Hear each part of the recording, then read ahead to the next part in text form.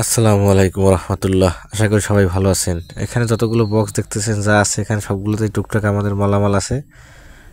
আপনার এটাকে বলতে পারেন যে অস্থায়ী একটা আমাদের গোডাউন, অর্থাৎ দোকানের পিছনে একটা আমরা আলগা জায়গা পাইছি, সেখানে মালামালগুলো রাখছি। এই যে আছে প্লাস্টিকের ঝুড়ি আছে, অন্যান্য অনেক আইটেম আছে, প্রত্যেকটা কার্টুনের মাল আছে। এই যে দেখতেছেন উপরে মালামাল আছে এই যে রাখা, এগুলো ফুলের টব, এই যে নীল ফুলের টব। ও ফুলের সামনে আছে এই যে আপনার কলমদানি বা ব্রাশদানি যেটা বলি। এদিকে আছে মশলা বক্সের কার্টুন, পাতে আপনার গ্লাস স্ট্যান্ড আছে, প্লেট স্ট্যান্ড আছে, অর্থাৎ গ্লাস রাখে যে স্ট্যান্ডগুলো, অনেক আইটেম। এদিকে আছে এই যে মাজনি আছে। এগুলো দিনে 24 ঘন্টা এভাবে থাকে, কারণ এখান থেকে চুরি হওয়ার কোনো ভয় নাই, কারণ যেহেতু দোকানের পিছনে এবং সাইডে ওয়াল আছে।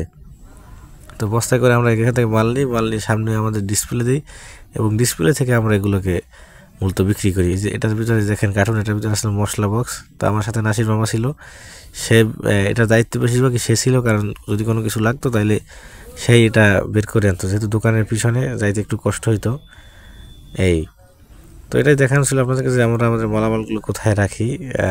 এই মেলায় মালামালগুলো এরকম দোকানের বাইরে রাখি। এই হাতের বাম দিকে হলো দোকান, আর সামনের দিকে দেখতেছেন ওয়াল। ওয়াল হলো বাইরের বাউন্ডারি, আর বাম দিকে আমাদের দোকানের বেড়া, এবং বেড়ার পরে তো দোকান।